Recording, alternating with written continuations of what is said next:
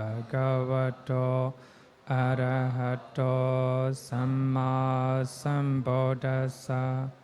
Namo tassa bhagavato arahato samma sambuddhassa. Namo tassa bhagavato arahato samma sambuddhassa. Good evening, everyone.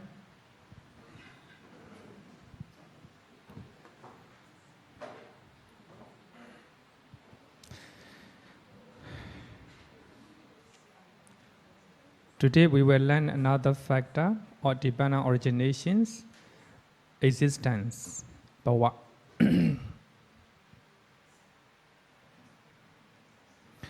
With the clinging as condition, existence come to be. So because of craving, clinging arises. Because of clinging, existence arises. Here we use the word only existence. Existence.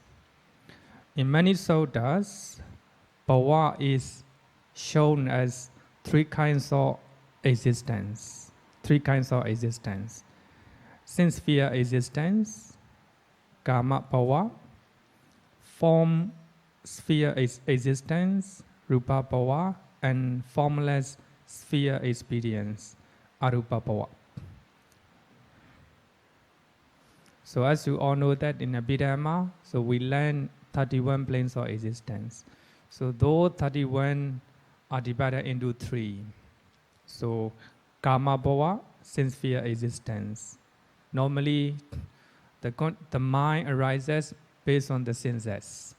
The next one is form sphere existence. So in that sphere, in that realm, so actually the Brahma, so the consciousness arises based on the mind, but they still use meditation object as a form. Next one is formless sphere existence. So in that realm, the Brahma, there's no form, no rupa. So their meditation object is the mind. So in the suttas, bhava is shown as three kinds of existence. Just existence, human existence, deva existence, and rupa existence, Brahma existence, like this.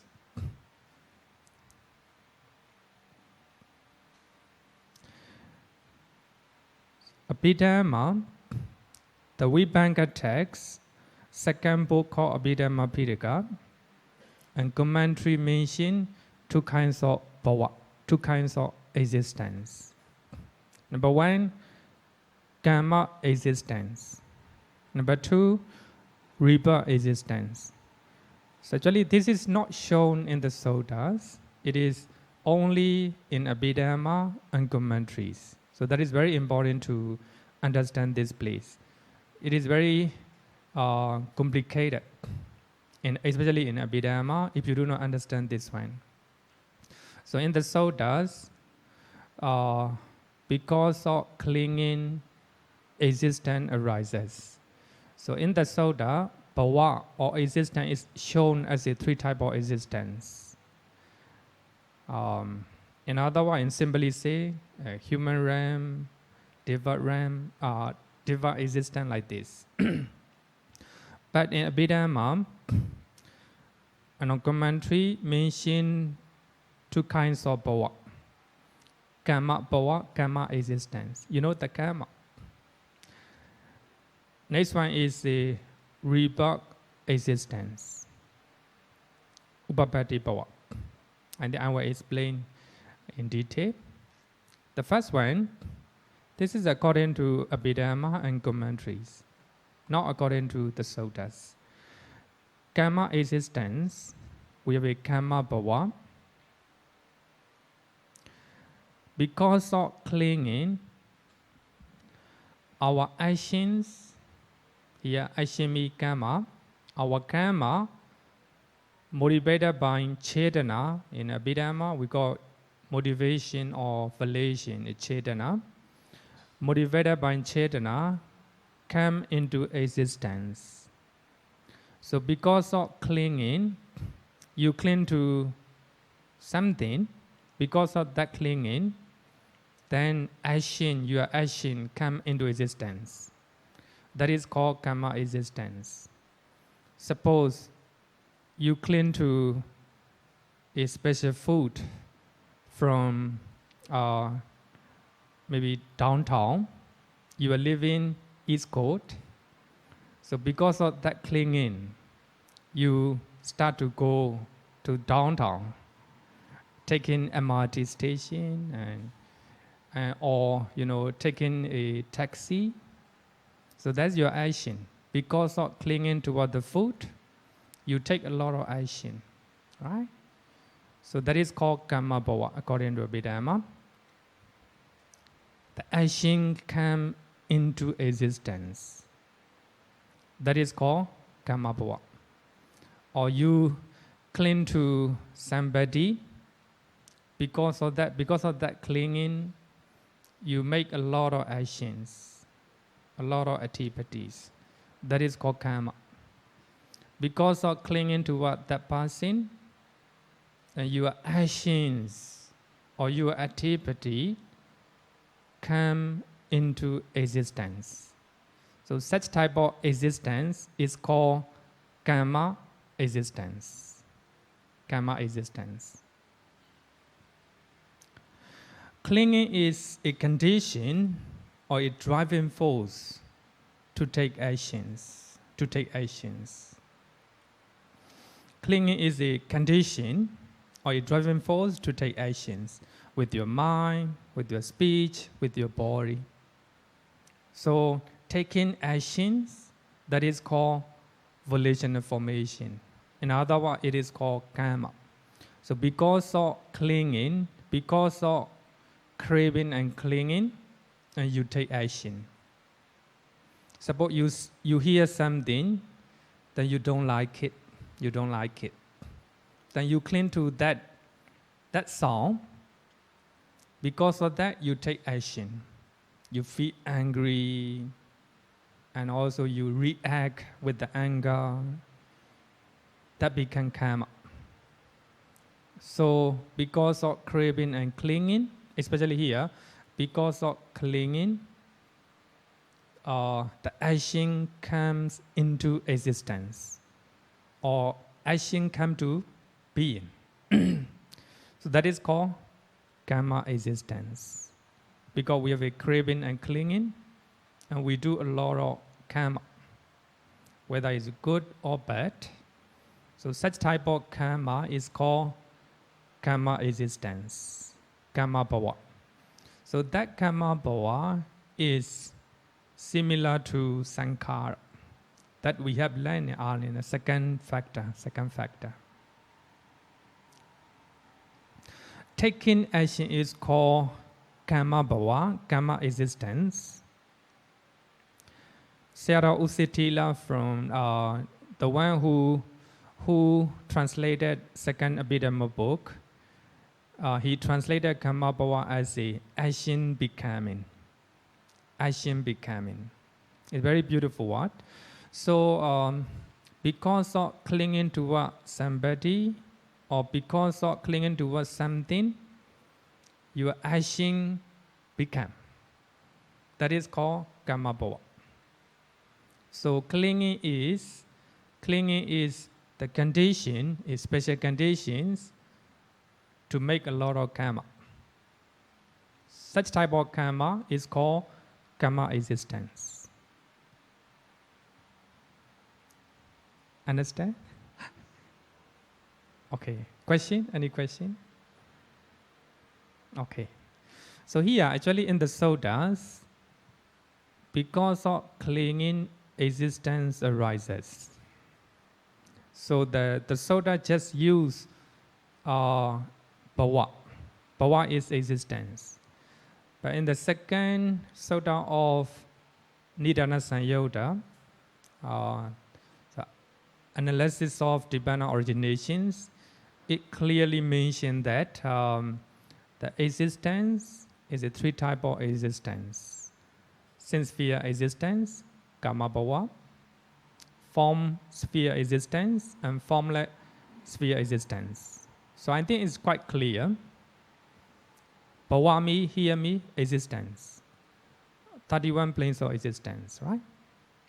But according to Abhidhammā and commentaries, so bhava or existence is classified into two categories. The first one is karma existence. It's also very beautiful. It's also not wrong, but I think we have to look at the suttas as the first source. We have to study Tibetan originations in favor of the explanation in the suttas. But Abhidhammā mentioned we have two types of existence: karma existence and rebirth-existence. So here, karma existence is because of clinging towards something or clinging towards somebody, we make a lot of actions. So those actions come into existence because of clinging. According to Abhidhammā, both Saṅkhāra and Kamma-bhava, they are the same. So they are good and bad actions. In other words, the Kamma-bhava and Saṅkhāra, so they are volition in 29 wholesome and unwholesome mundane chetas. So actually earlier we have learned 29, 12 unwholesome cheta in Abhidhammā, and we have a 17 wholesome mundane cheta. So altogether 29. So according to Abhidhammā and commentaries. And also actually most of the all the commentaries follow Abhidhammā. Wherever Abhidhammā said, commentary will follow. That is if you reject commentary, you reject Abhidhammā. If you reject Abhidhammā, you reject commentary,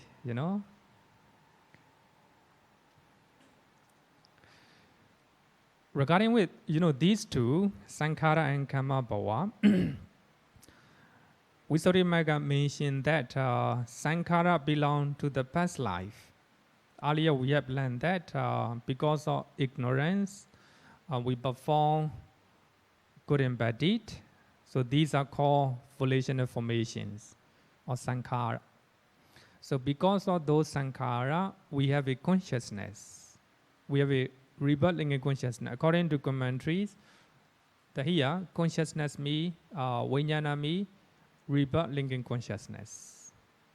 Actually, rebirth-linking consciousness in this life. So ignorance and volitional formations are the factor that happen in the past life.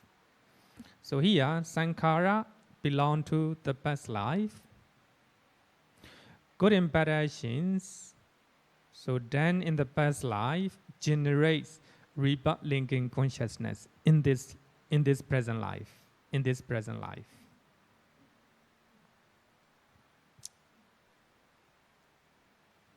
Regarding with the Kamma-bhava, Kamma-bhava belong to the present life, this life. So wherever you do good and bad actions in this present life, it is called Kamma-bhava, according to Abhidhammā, according to the suttas. Wherever good and bad deed that you have done in the past life, so they are called Saṅkhāra. If you do good and bad deed in this life, that is called Kamma-bhava. So Kamma-bhava will generate rebirth existence or birth in the new life.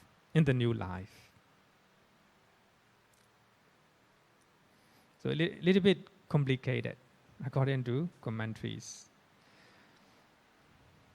So here, we have a two type of existence according to commentaries. The first one, volitional formation or Saṅkhāra.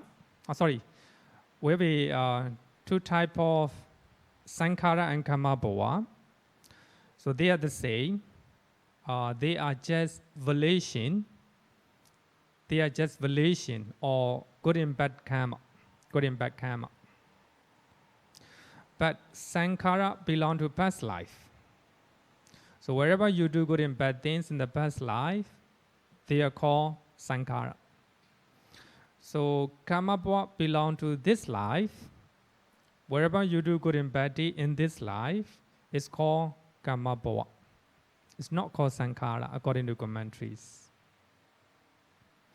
But because of this kamma-bhava, karma existence, and you will have a new rebirth in future. In future.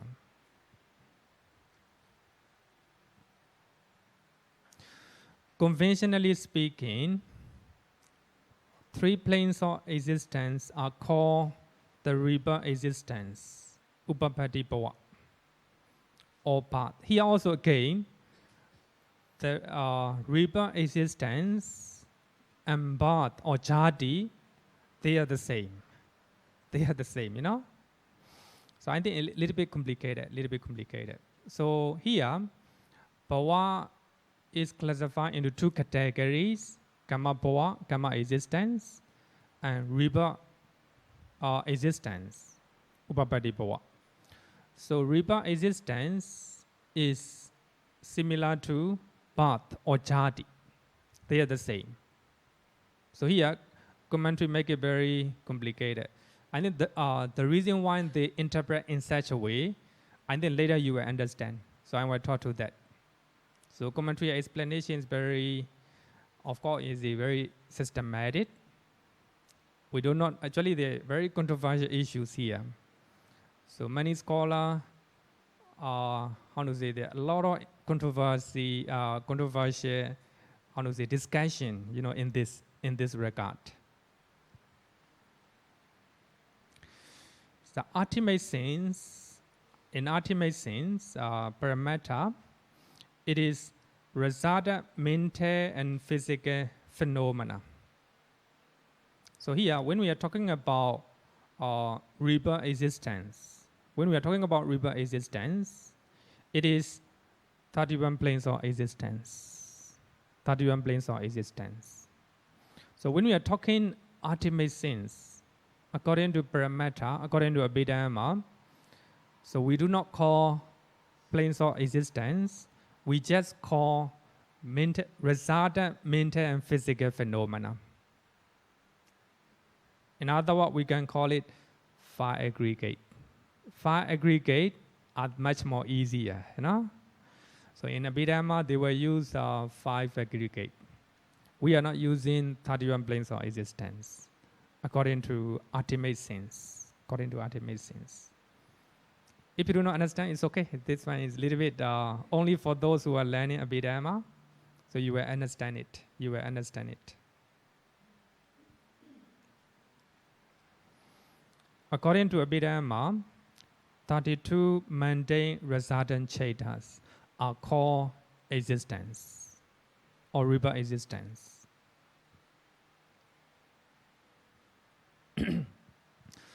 Because of clinging, existence arises. So we have a lot of craving and clinging. Because of that, we have a new existence. That is according to the suttas. Quite clear, quite clear. If you don't have craving and clinging, as we have studied in the feeling, so when you terminate your feeling with your body, when you can terminate your feeling with this life, there's no clinging. If there's no clinging, there will be no existence. So this existence will be the last existence for you, that you will attain nibbana. Because of clinging, we have a new existence. So that is what the Sutta say, quite clear. But according to Abhidhammma, bhava or existence is divided into 2. Number 1, karma existence. So because of clinging, we do a lot of karma. That is called karma existence. Because of that karma existence, and we will have a new rebirth. So that is called rebirth-existence. That is the result. Karma existence is the cause. So because of that karma, that we will have a rebirth in the new life, new existence. So that is a result.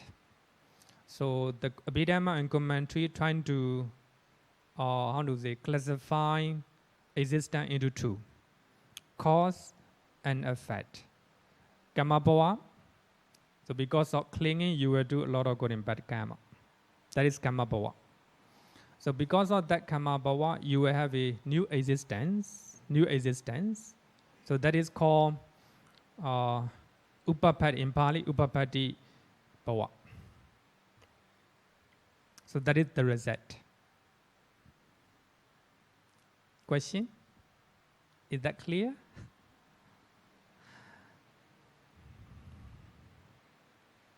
Okay, I think just take note. Abhidhammma is quite clear. Abhidhammma is quite clear. Sorry, the Sutta is quite clear. Because of clinging, existence arises. If you do not have a clinging, no existence, no new life. That is according to the Sutta, quite clear.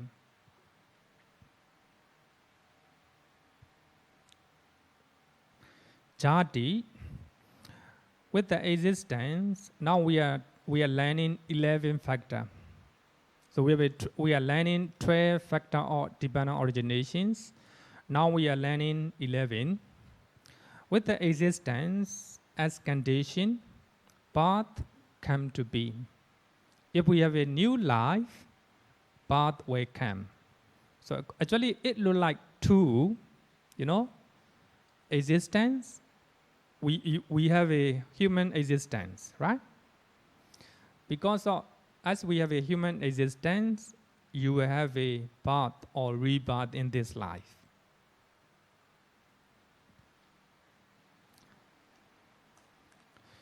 If actually Mahanidana Sutta said that if there were absolutely and utterly no existence, here we will use the word existence. We'll highlight existence. No existence of any kind, anywhere. That is, if there is no sincere existence, if there is no fine material existence, if there is no immaterial existence. I think here, fine material existence and form material existence, they are the same. But here, we have a different interpretation, a different translation. Formless and immaterial are the same.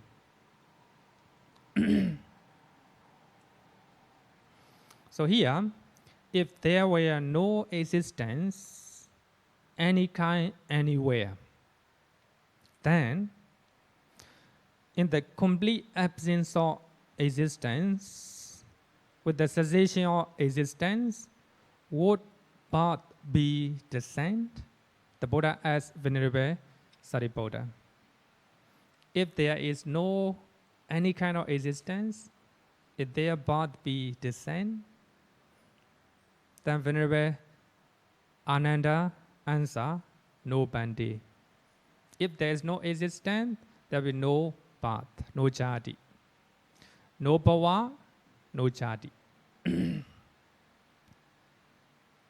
So this is actually according to the Sutta. So actually the Sutta always explain the word bhava, existence, as a three type of existence: sincere, fine material, and immaterial. It's quite clear. If there's no existence, there'll be no birth.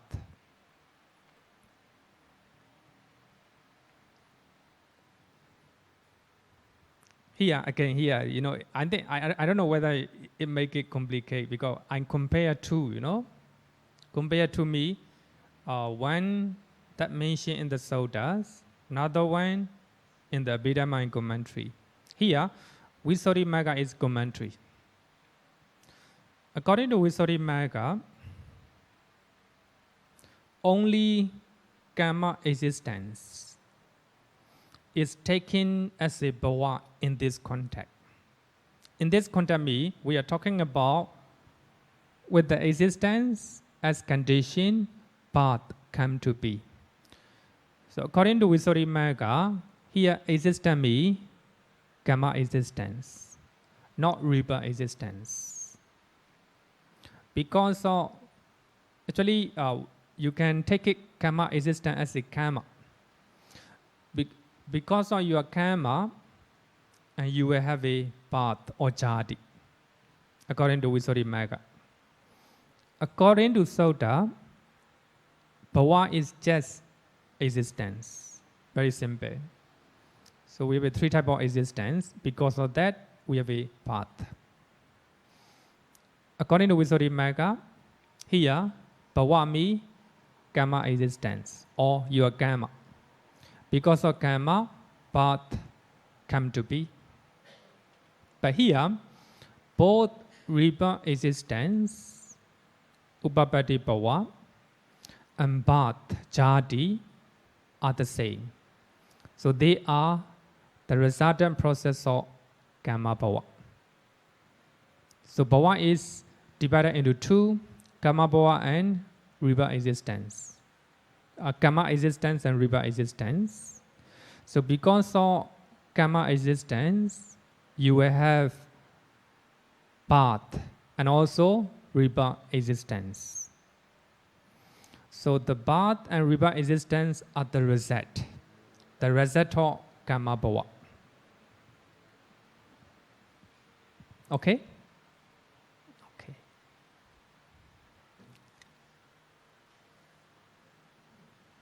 But here, path or jāti here means not the actual childbirth from the mother's womb. It is the appearance of mind and matter in the mother's womb. Normally, when we are talking about path, it means a child gives birth from the mother's womb. So according to Buddhist teachings, it's not like that. Jāti here means appearance or arising of mind and matters in the mother's womb. Suppose we die right now, then our consciousness established in the mother's womb. So that means appearance of mind and matter in the mother's womb. So that is called jāti or path, not actual childbirth. And that is very important. I think if you learn the Sutta, it will be clear. And the Buddha said that, and what bhikkhus is path?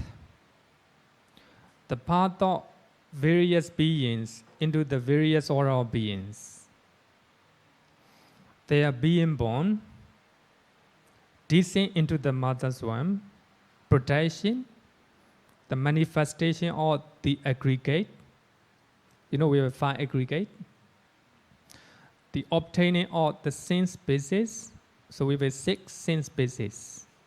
That is called jāti. That's called jāti. So when the Buddha defined a particular word, he used various ways. So here the Buddha explained the word path or jāti. So the path of the various beings into the various order of beings. So that means you was born among the human being. Actually, that here jāti is not arising of mind, not just one mind moment. You know, it is actual birth in the new life. Here, I think according to the Tibetan originations, that's very important to understand. There are some teachers who interpret the word jāti as a arising, just arising of mind and matter in any moment. So here, what the Buddha want to say is, jāti here, birth me, how to say, birth in the new life, the new existence. So here we can understand that the Buddha want to say the suffering of the life, this life.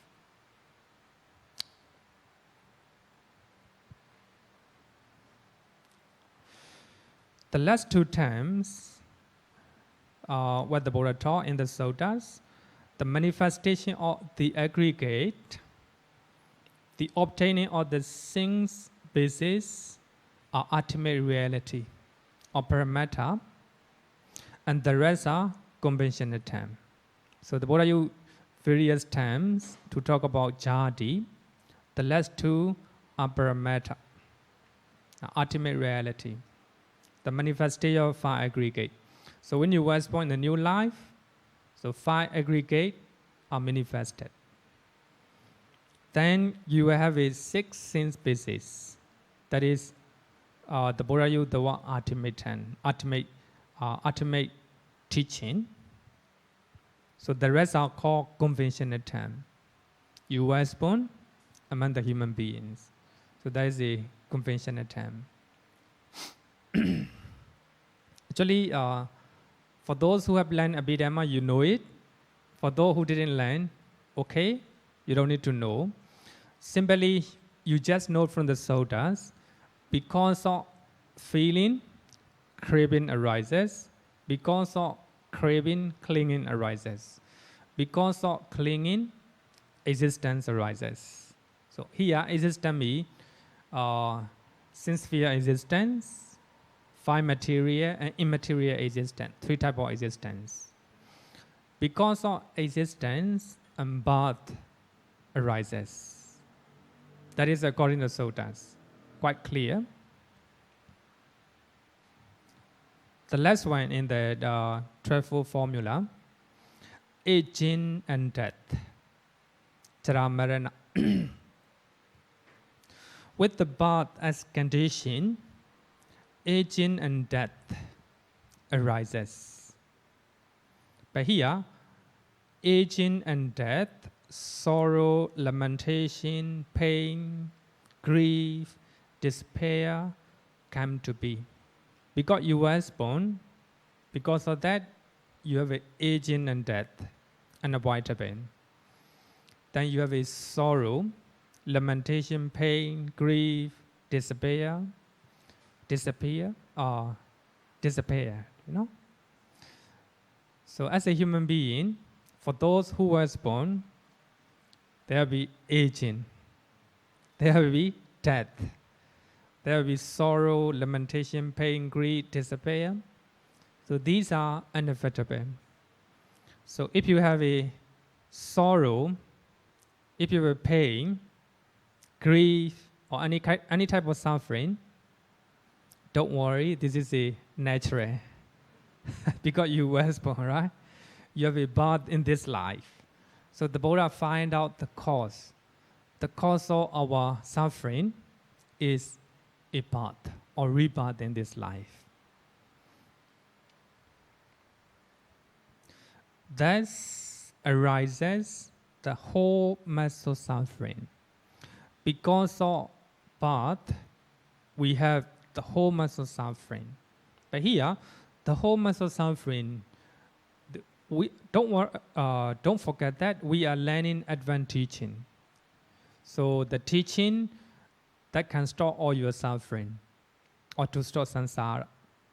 So actually, here, the whole mass of suffering means aging and death, sorrow, lamentation, pain, grief, despair, etc. So all these are the whole mass of suffering. So the cause, their cause is birth. Because you were born this life, because of that you have all these, the whole mass of suffering.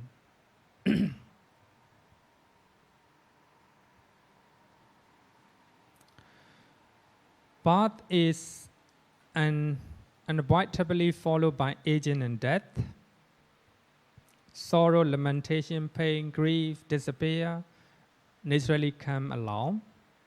So in this way, you have it, the whole mass of suffering. So this is a dependent originations. Actually, the Buddha said, because of ignorance, Saṅkhāra arise. And the Buddha said, because of birth, aging and death arises. Because of birth, sorrow, lamentation, etc. arises. So that is called dependent originations.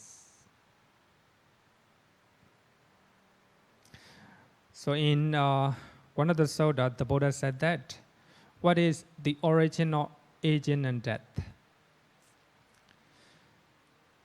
As he thoroughly investigates, he understands that the many diverse kinds of suffering that arises in the world headed by aging and death.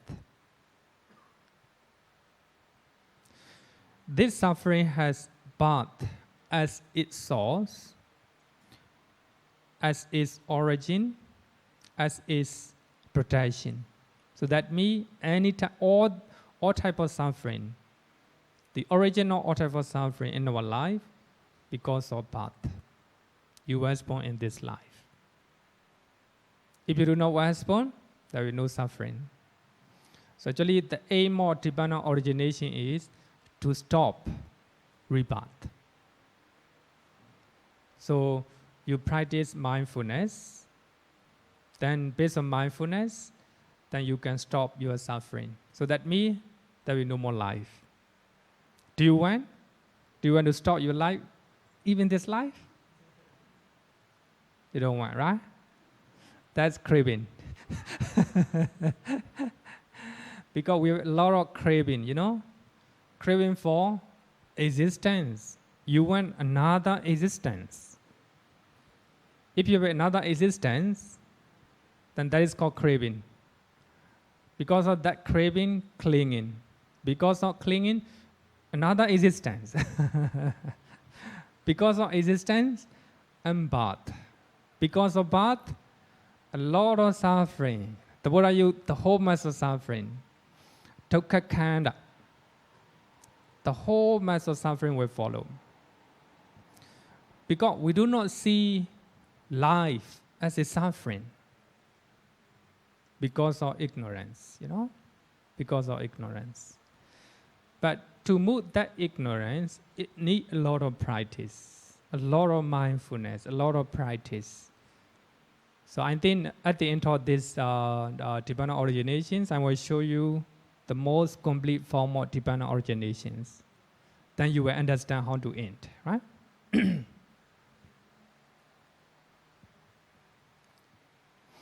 When there is birth, aging, and death comes to be. When there is no birth, aging and death does not come to be. It's very simple, very simple, But Abhidhammā and commentary make this simple teaching complicated. Actually, I'm not condemning Abhidhammā, Sometimes we need to know Abhidhammā, but sometimes we need to know simple teachings from the suttas, right?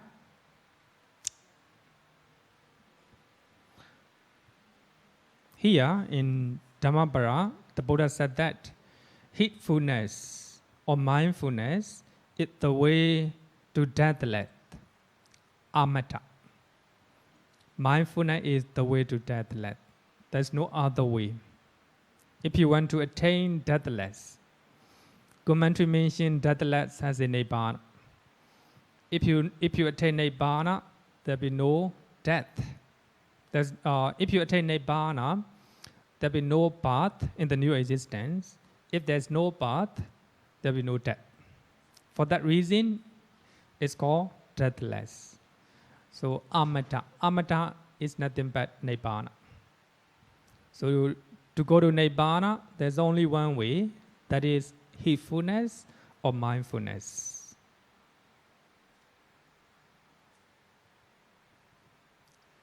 Question? No question. Okay. Then we're going to finish dependent originations, the wheel of life. Visuddhimagga mentioned dependent origination as the wheel of life. The wheel of life. Because of ignorance, avijja, and we do a lot of good and bad deed, so that is called volitional formations. In other words, we can call it karma. So because of those karma, and we have a consciousness. According to Visuddhimagga, a rebirth-linking consciousness. So according to the suttas, it can be any type of consciousness, including rebirth-linking consciousness. What the commentary said is not wrong, but it's not complete. So according to the sutta, it just says consciousness. It can be any type of consciousness. We do good and bad deed, karma, because of volitional formation, consciousness. Because of consciousness, mind and matter. Because of mind and matter, six sin species will arise. Because of six sin species, we will contact. Because of contact, feeling. Because of feeling, craving. Because of craving, clinging arises. Because of clinging, existence arises. Because of existence, birth arises. Because of birth, aging and death. Because of aging and death, ignorance arises. Because of ignorance, volitional formation arises. Because of that, consciousness. Because of that, mind and matter. Because of that, birth, aging and death. Because of that, ignorance arises. There's no end. There's no end. So for that reason, we said that anywhere can be the beginning of divine originations. Sometimes the Buddha start with the ignorance. Sometimes the Buddha start with the contact. Sometimes the Buddha start with the existence. So yeah, any place can be the beginning of this circuit. For that reason, we show with the circuit, trailing. Feeling and craving, that is the most important link. So you can break down this circle of life by practicing mindfulness and wisdom, sampajana, then there will be no craving. If there's no craving, no clinging. No clinging, no existence. No existence, no birth. No birth, no aging and death. That is called deathless. Right? Deathless. That is, we call it threefold formula of divine originations. Threefold formula. Any question?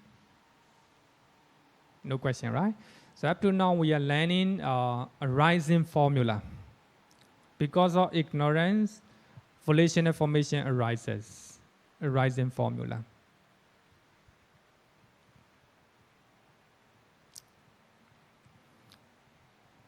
Now we are going to learn commentarial interpretation, or Abhidhammma, or commentarial explanation. Olipabinayake is a famous professor from Sri Lanka.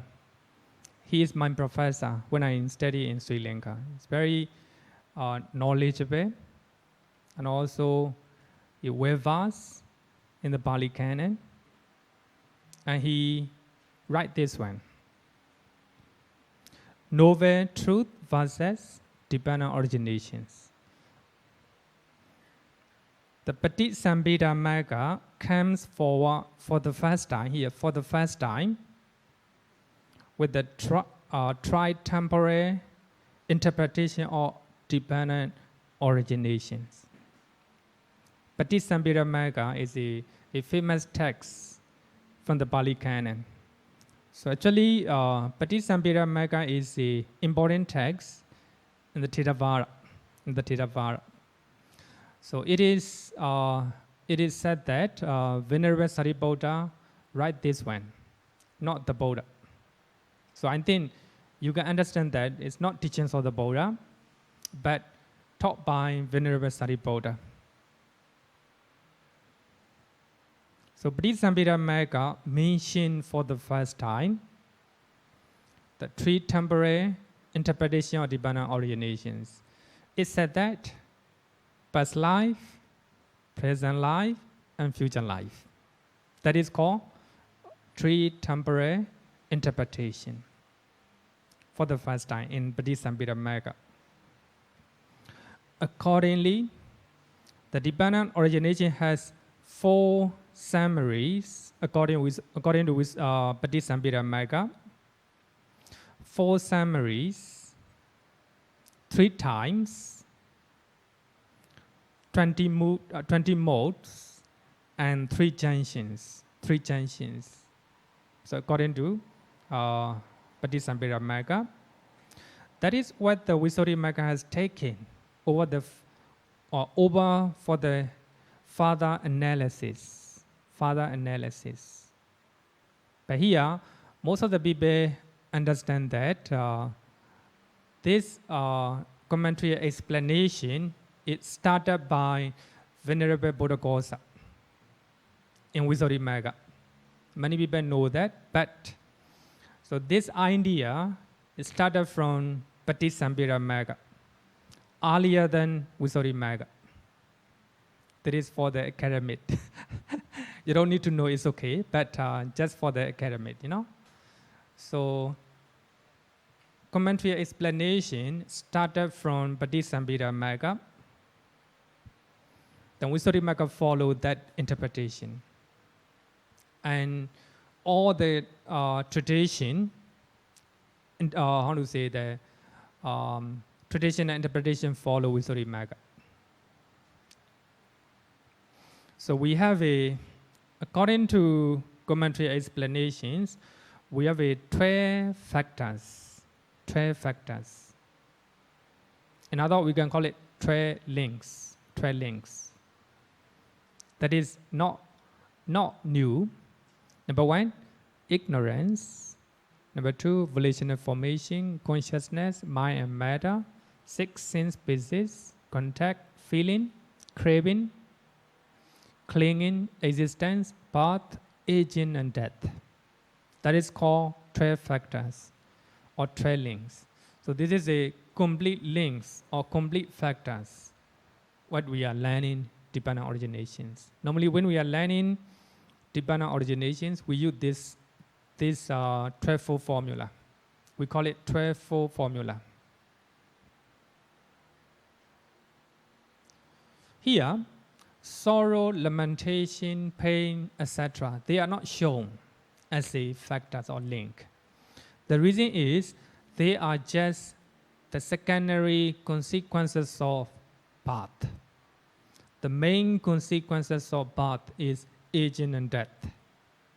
So sorrow, lamentation, all these are just secondary result. So because of that, the commentary does not mention sorrow, lamentation, etc. Or they are not mentioned as a factor or as a link, 12 link. They are just a part of aging and death. Aging and death.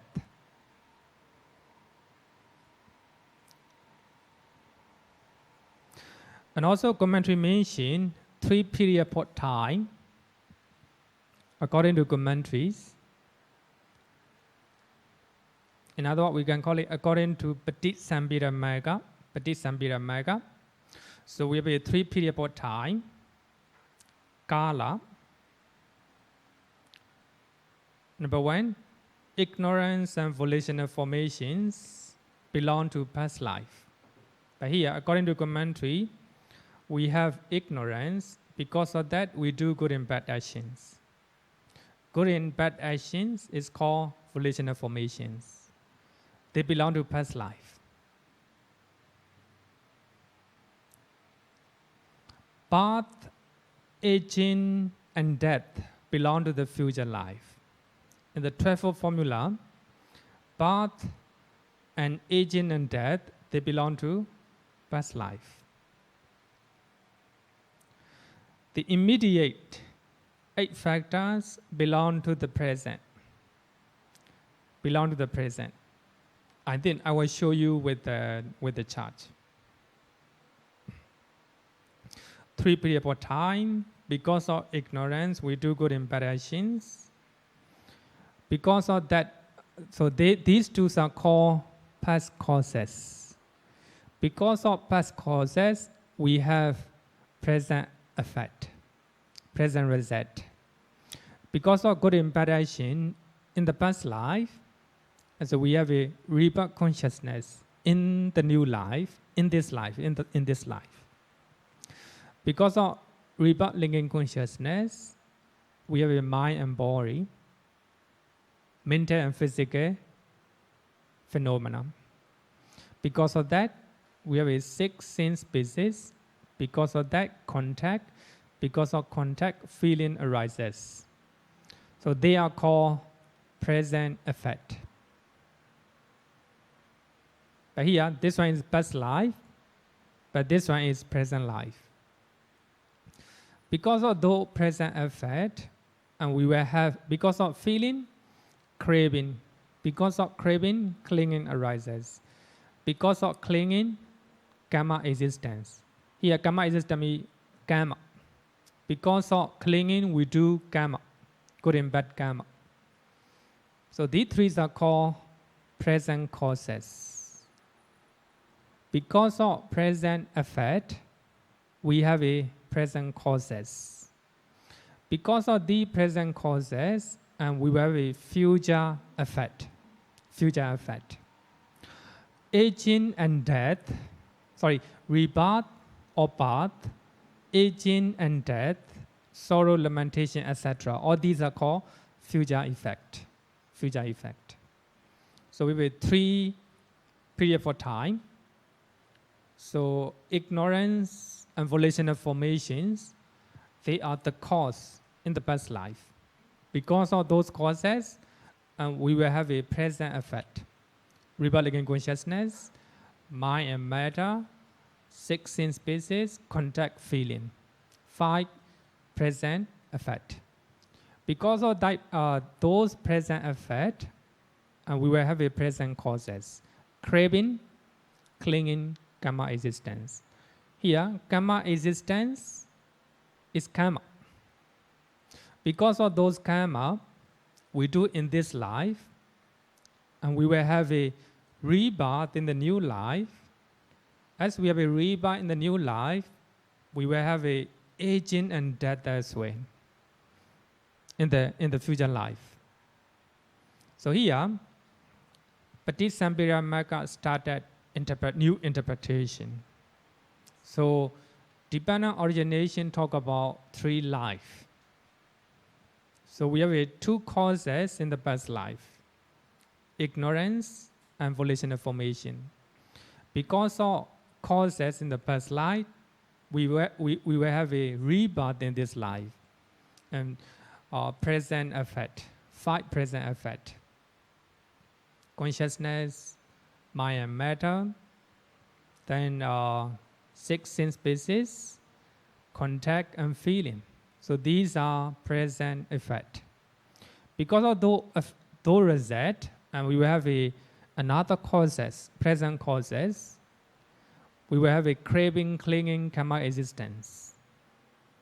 Because of those present causes, and we will have a rebirth, aging and death. That is a future effect. That is called 3 temporal interpretation. 3 life. According to Suttas, I think, according to the Suttas, it is partly correct when we are talking about rebirth, but the Sutta simply say it can be 12-fold formula can arise even in this life. Even in this life. Okay. Please put your microphone.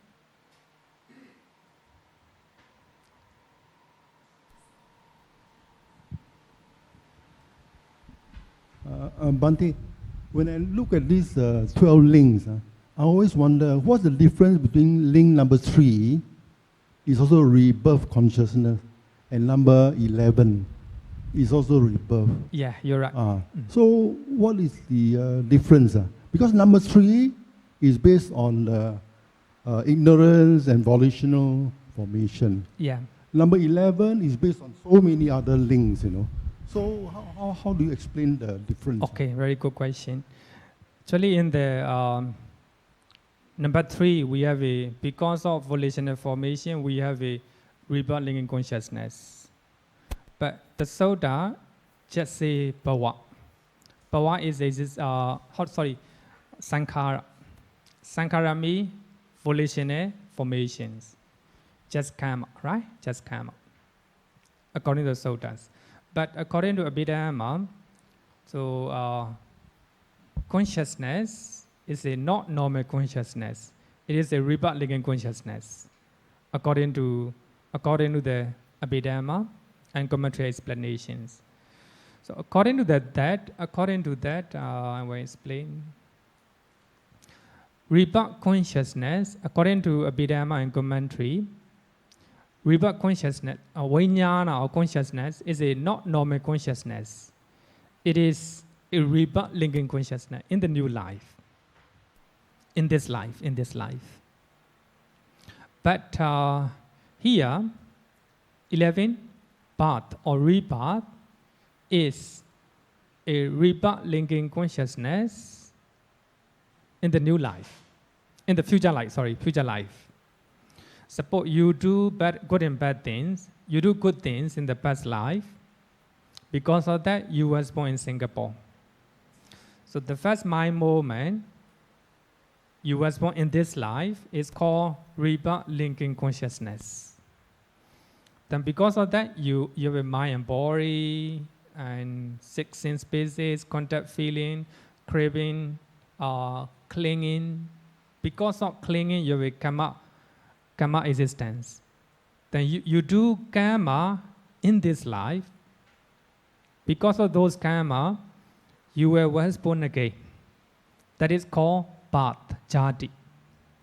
In next life, not this life, next life. According to Abhidhammma. So, Abhidhammma and commentary interpret 3 life cycle. I think that Abhidhammma and commentary, especially commentary, explain to understand dependent origination clearly. It explains very clearly. But I think, according to the Sutta, it's quite clear. Because of ignorance in this life, and you will do volitional formation, or you will do karma, right? Karma. It can be good and bad. Because of that karma, the consciousness arises. Consciousness just interpret as a mind, Consciousness arises. Because of consciousness, then you will have a mind and matter. Then I will give you a simple example. Suppose I hear unpleasant sound. So by that moment, I am not mindful. My mind is deluded. That's ignorance, That's ignorance. So based on that ignorance, then I feel very angry. Right? I feel very angry. Then I say something, I say something. That is karma. Mind karma. That's mind karma, So because of that, that volitional formation, because in other words, we can say that I have a volition or motivation to do something, to do something. Because of ignorance in my mind, then I don't like that unpleasant sound, unpleasant sound. Then my mind motivation, volition or cetana, trying to motivate. Because of that, consciousness arises. A type of consciousness arises. Because of that consciousness, the mental and physical phenomena. So if I'm angry, then my body change. My facial expression change. The way I talk will change, These are mental and physical phenomena. Because of that, I have a five sense basis. Five senses basis me when I'm hearing unpleasant sound. How to say the ear base, ear base. So because of that, the contact, there's a contact, unpleasant sounds and my ear. There's a contact. Because of that contact, I have a feeling. That's unpleasant feeling. Unpleasant experience. That's called feeling. Because of that feeling, then I have, dislike, dislike me, craving for non-existence. I don't like that one. I don't like that unpleasant sound. I don't want existence of that sound. I crave for non-existence of that sound. I don't want to hear. That's craving. Because of craving, I cling to that sound, unpleasant sound. Then because of that unpleasant sound, then I start to take action. That is a kamma-bhava. Take action. Because of that action, then I will have a reset path. The path of problem, or maybe the path of problem and all sorrow, lamentation, etc. So these are a simple explanation or dependent originations. But in your case, according to Abhidhammma, the difference between rebirth linking consciousness and rebirth in the jāti is vijnana or rebirth linking consciousness is in this life. Rebirth linking consciousness in this life. But as a rebirth, it is a rebirth in the future life, in the next life. So that is different according to Abhidhammma and commentary. Okay, question?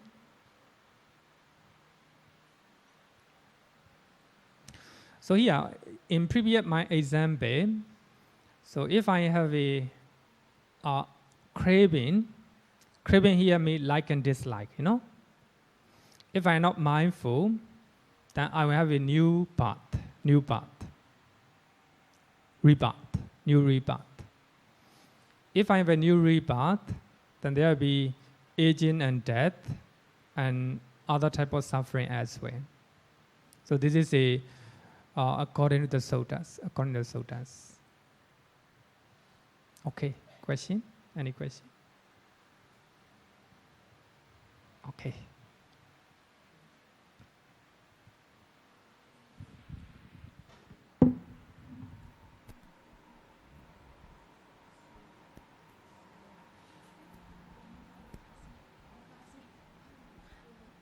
Hello, Bhante.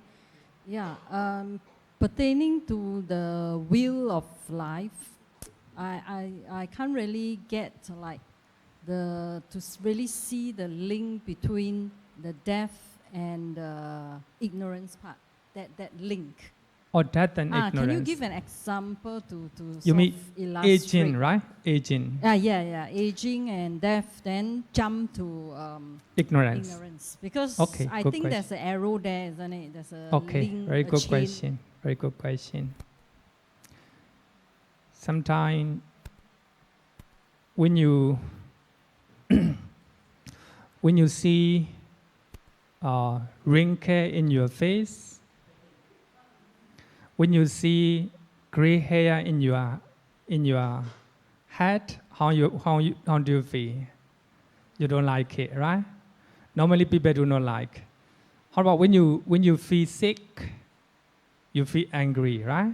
You don't like it. That means you don't like aging. The reason is because of ignorance. Because you are not mindful and you do not have clear comprehension. So the body will, get sick, the body will grow old and we will die. So normally, when we encounter with the aging and death, we don't like it, we afraid. We have a fear to die. So fear arises because of ignorance. Because of ignorance. So aging and death is the origin of ignorance. It can be a condition, not origin, the condition. Condition is special condition for the arising of ignorance. Normally we afraid to die, right? We afraid to grow old. We cannot accept aging. And when you have a difficulty to walk, when you have a difficulty to do something, and you feel angry, that is aging. Because of aging, anger arises and dislike arises. So that anger arises because of ignorance. And that is a, how to say, there is a little bit, we have to understand in such a way. In previous lesson, one of the students asked me talk about experience of a very courageous lady who faced death, without any fear. So, as a Buddhist, actually in the from the teachings of the Buddha, and she is mindful, and she clearly comprehends. Because of that, she accepts death as a truth. She fully accepts it. Because of that, no suffering, no dislike. So, then I will give you another example. Aging here means not just growing old, not just growing old. When you are, I think better use what the Buddha taught, Then I will use the Sutta.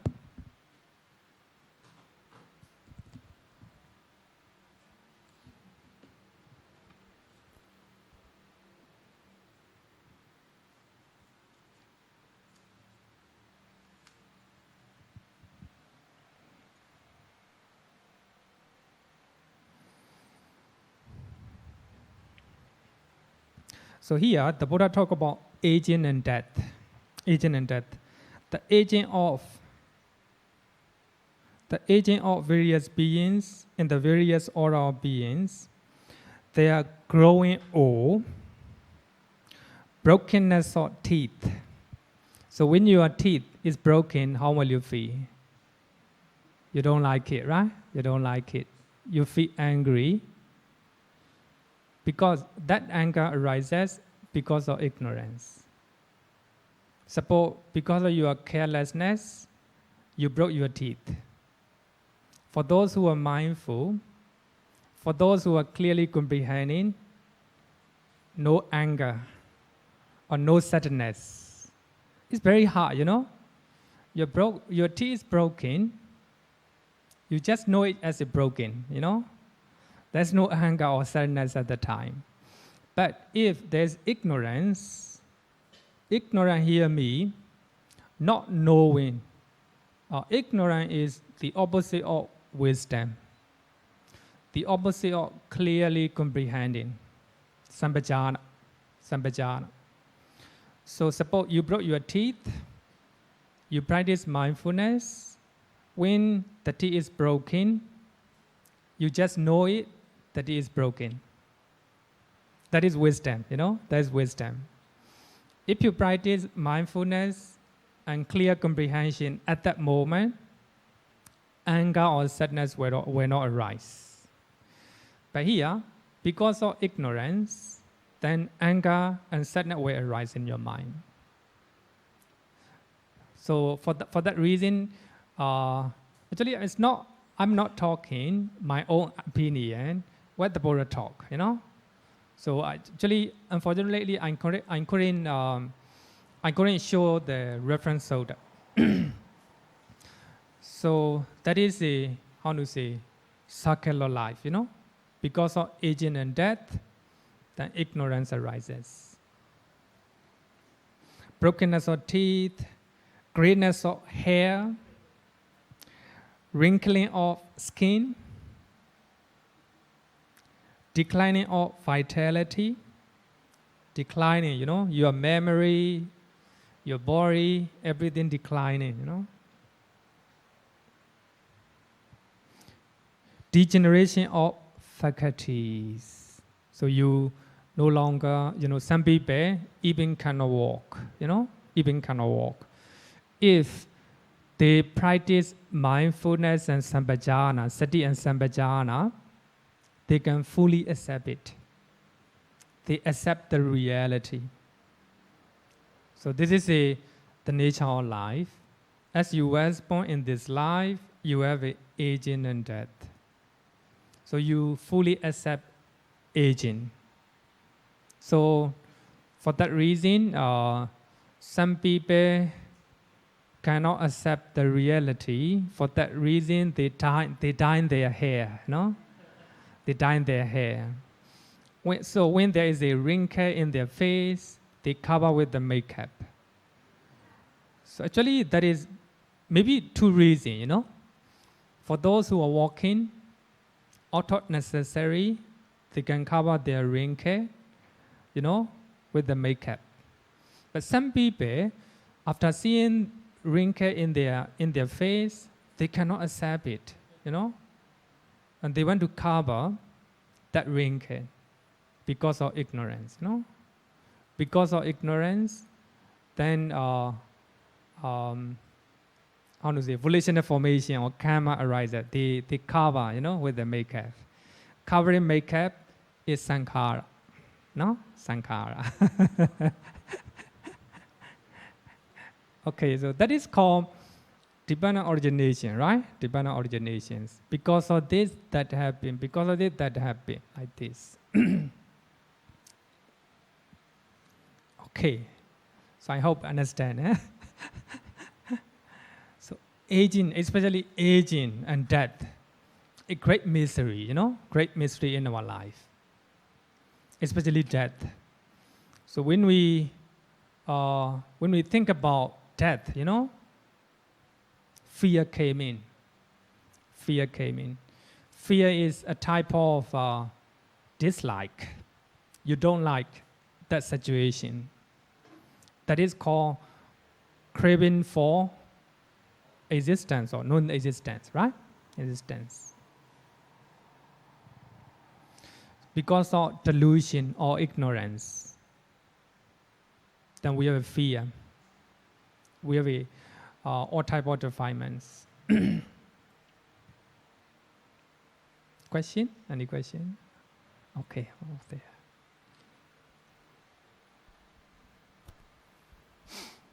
Hi, Bhante. Can I ask, so if I fully accept the situation, Yeah. then I will still age, I will still die. Yeah. Then where does ignorance comes into place? Sorry, where is? When I fully accept my situation, Okay. but I'll still age, I'll still die, right? Then how does the ignorance come into place when I already Acknowledge. Yeah, acknowledge. Then what about the ignorance? Ignorance. Or ignorance. Because I fully accept and I still age and I still die. So is there place for ignorance? Actually, accepting is very important, you know. Accepting as a natural outcome. Acceptance comes from wisdom, you know, wisdom. So that wisdom is the opposite of ignorance. And here now, I think you must understand that the wisdom and ignorance, avijja, are opposite. So when you have a wisdom, you don't have ignorance. So when you have a ignorance, you don't have a wisdom. But here, you broke your teeth. Of course, it's very sad. If you are not mindful, if you cannot fully accept your teeth broken, then sadness comes in. So that sadness is because of ignorance. You cannot accept it as a truth. Suppose if you can fully accept that you will grow old and you will die. No? That is wisdom. If there is wisdom, there is no ignorance. So here, aging and death is suffering. So knowing suffering as a suffering is wisdom. Wisdom. So for that reason, I think what the Buddha taught is very clear. What is ignorance? Ignorance is not knowing suffering as a suffering. Not knowing the origin of suffering. Not knowing cessation of suffering. Not knowing the path that lead to cessation of suffering. Quite simple. Aging and death is suffering. If you know, that means you don't have ignorance. If you do not know, that is a ignorance. Normally, we do not, accept aging and death as a suffering, as a reality. Suffering is a reality. As a reality, that is ignorance. But if you know it, aging and death, as a aging and death, that is wisdom. That is wisdom. Okay.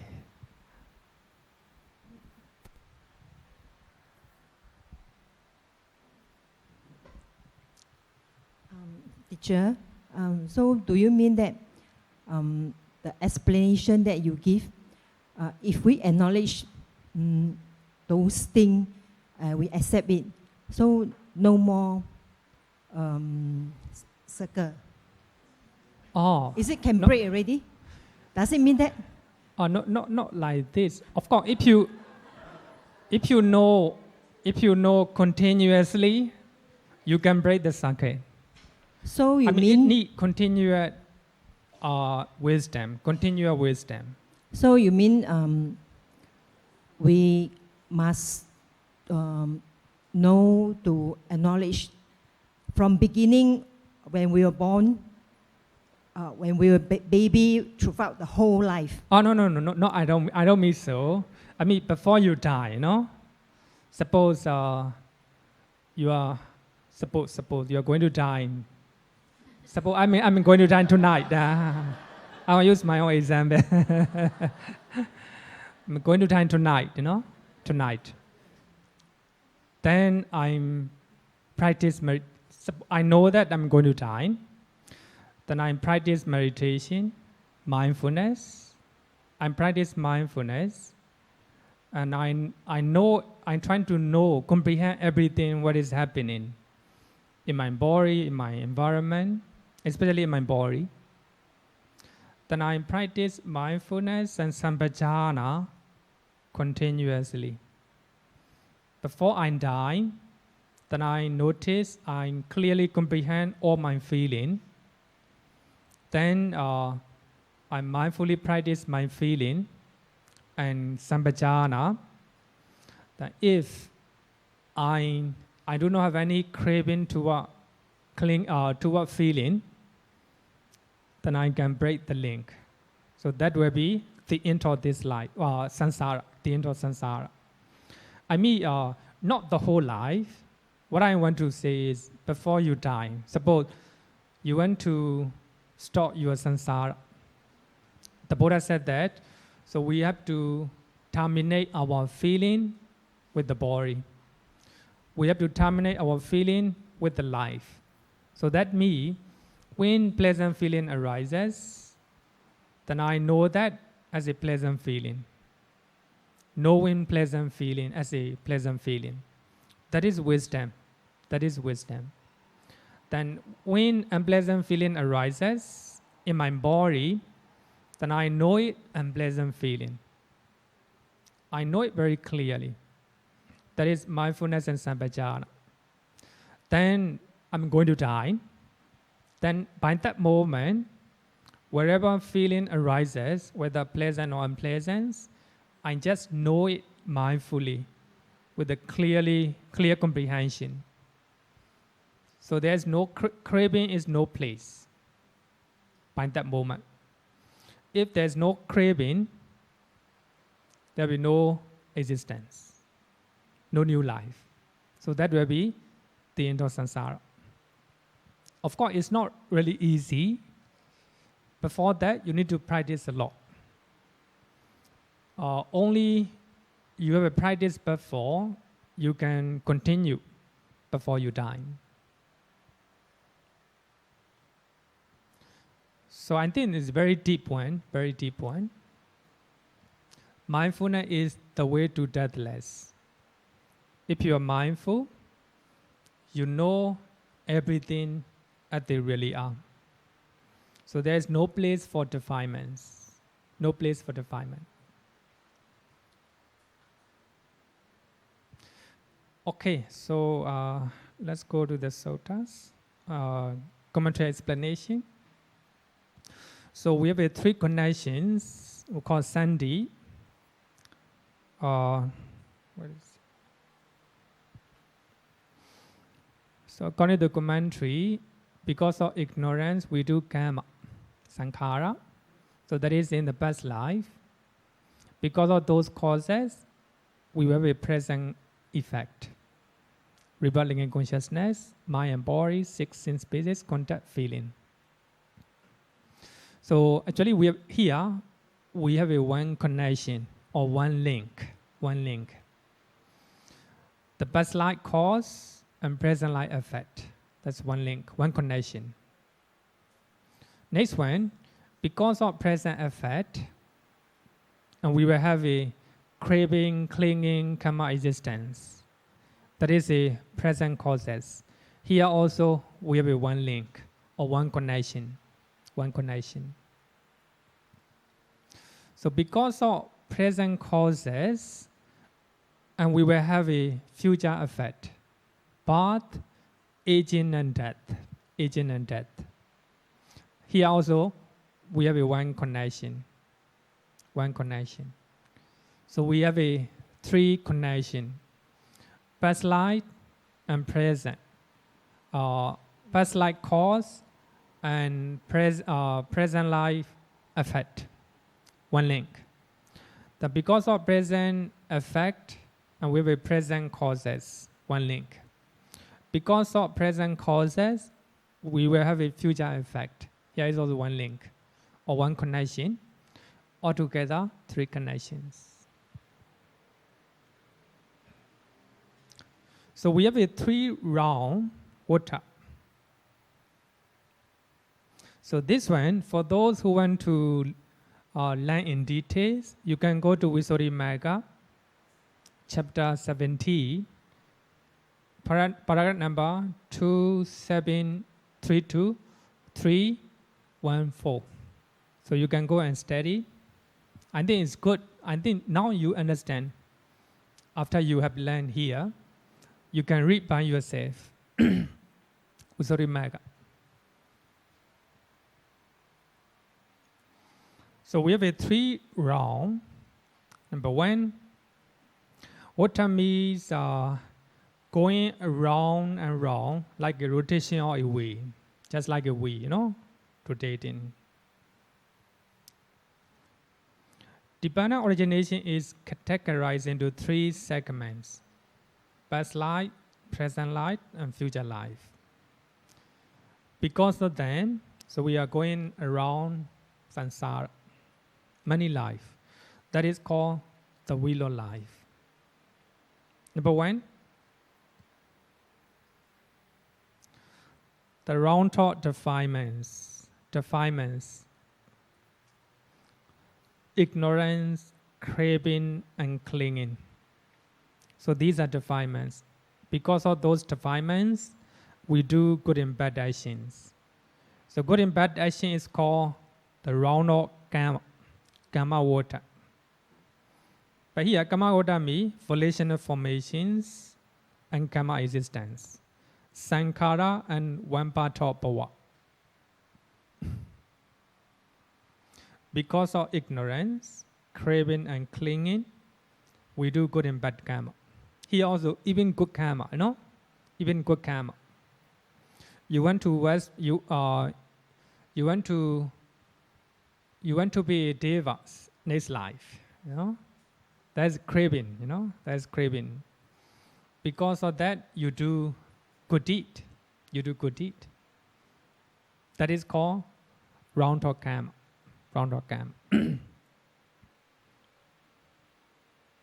But here, karma vaṭṭa is two: volitional formation, saṅkhāra, and karma existence.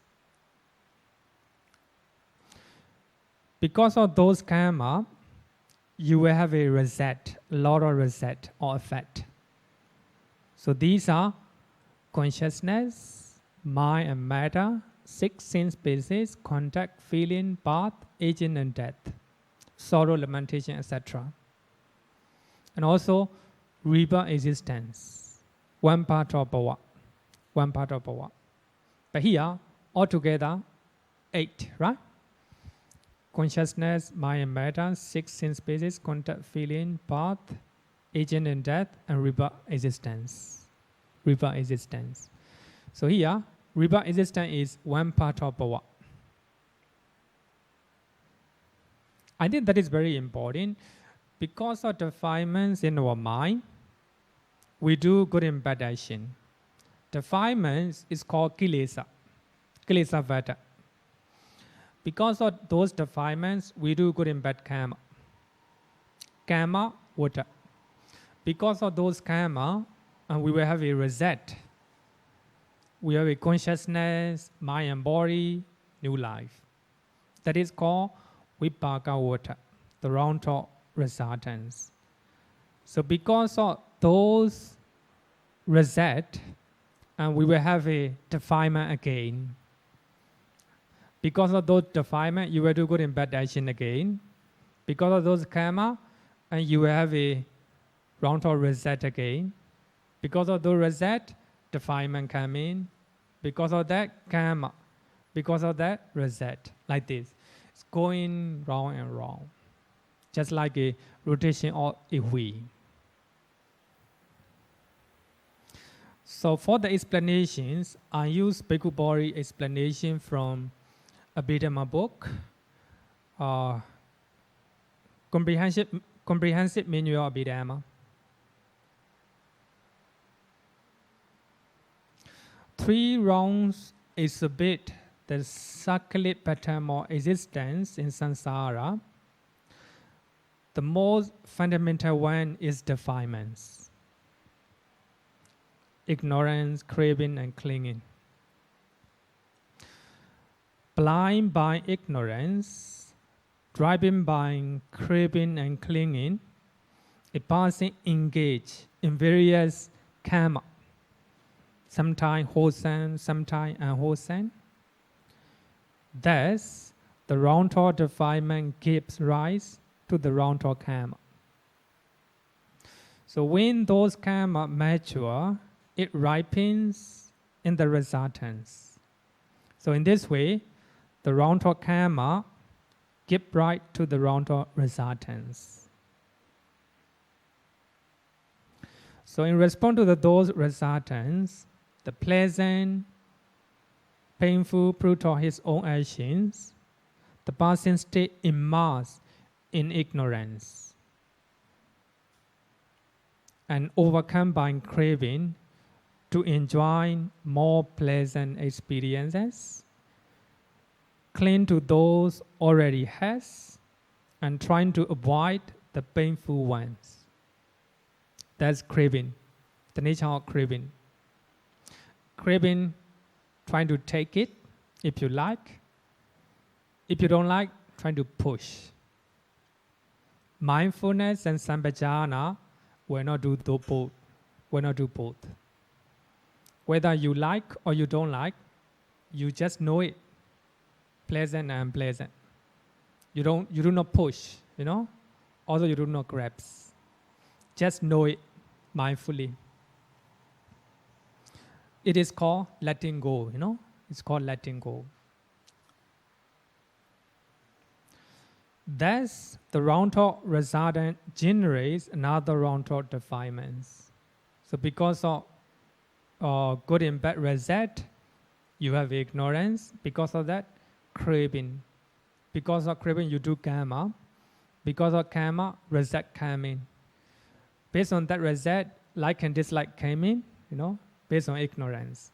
It's going round and round. It's called the wheel of life. So in this way, 3-4 round turns incessantly until the ignorant space is removed.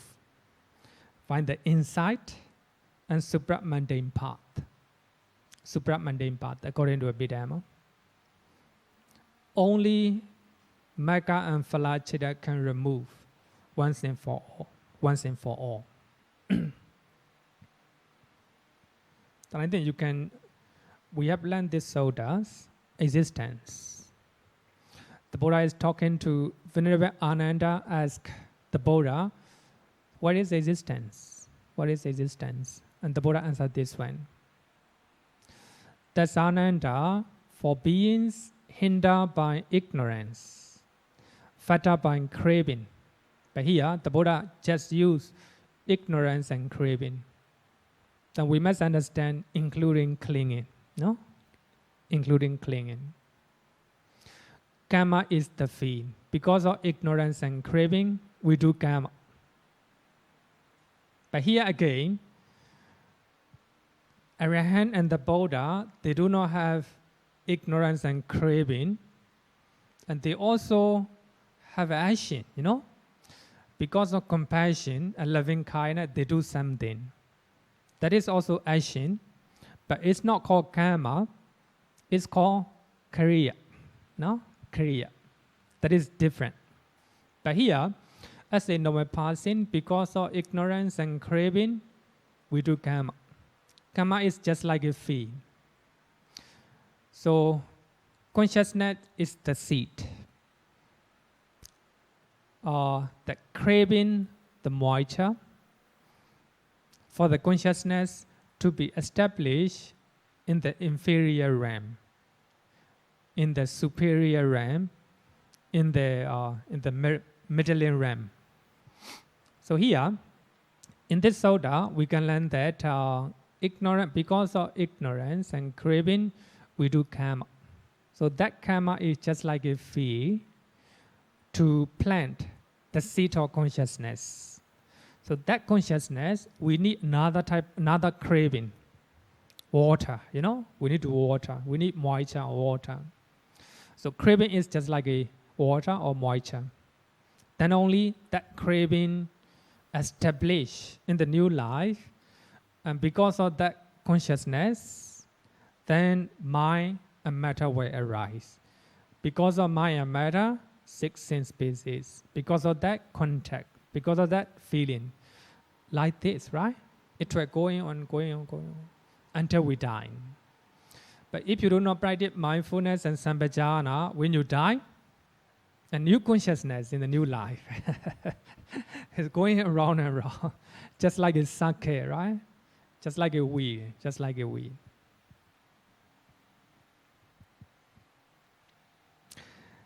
Then that is called the original suffering.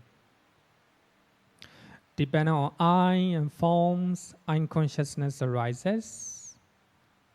The meeting of the three is called contact. With the contact as a condition, feeling. With the feeling as condition, there is craving. This is the original craving. The original suffering. Craving is the original suffering. According to this Sutta, suffering here is existence, birth, aging, and death, sorrow, lamentation, etc. So these are suffering, including existence. Normally, especially, for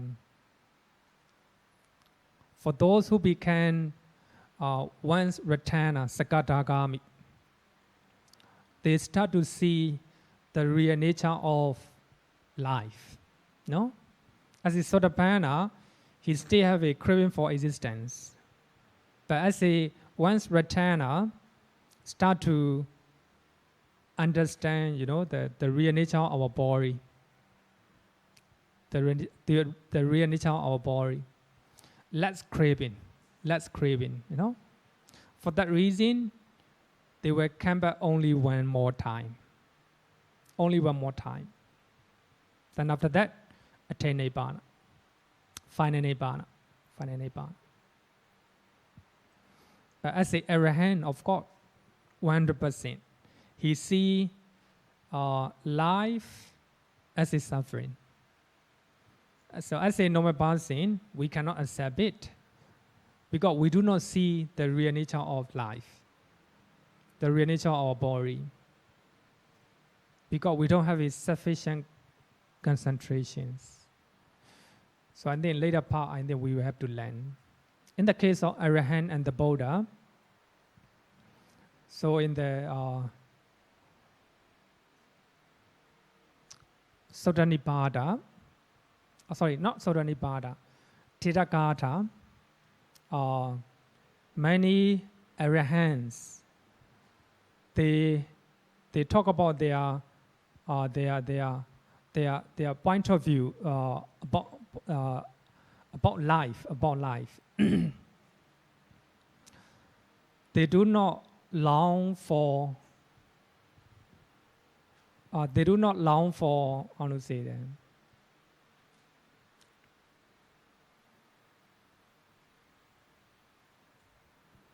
They do not long for life. Number one, no?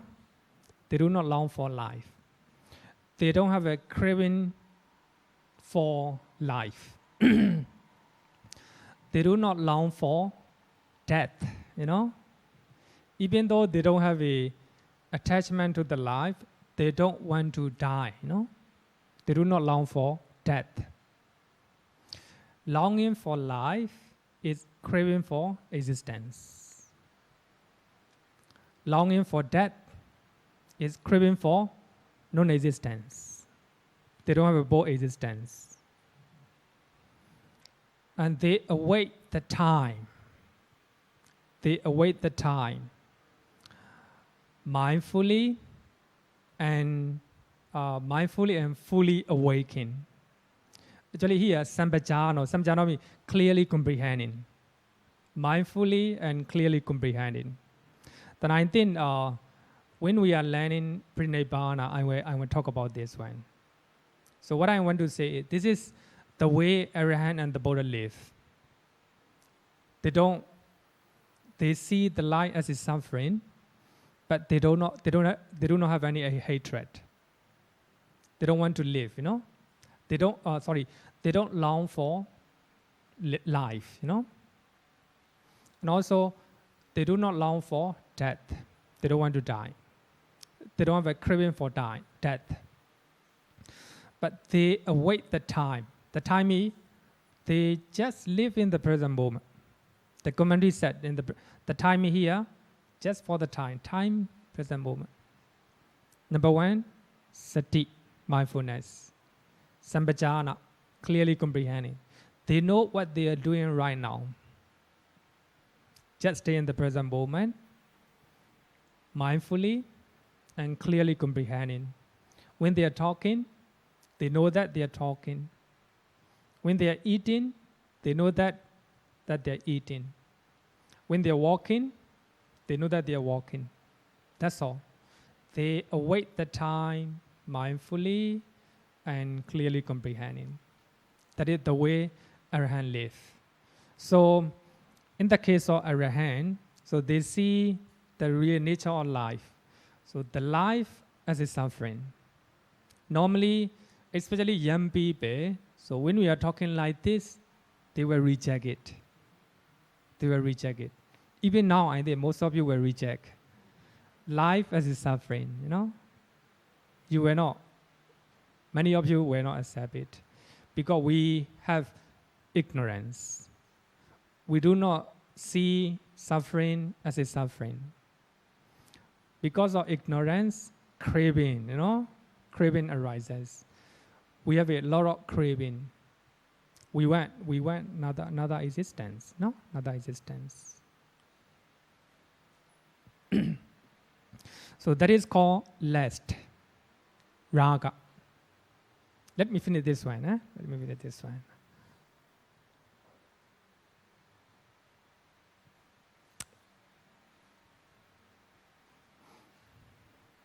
I think next week we will study this one because they need to explain some of the things here. So we will stop our lesson here.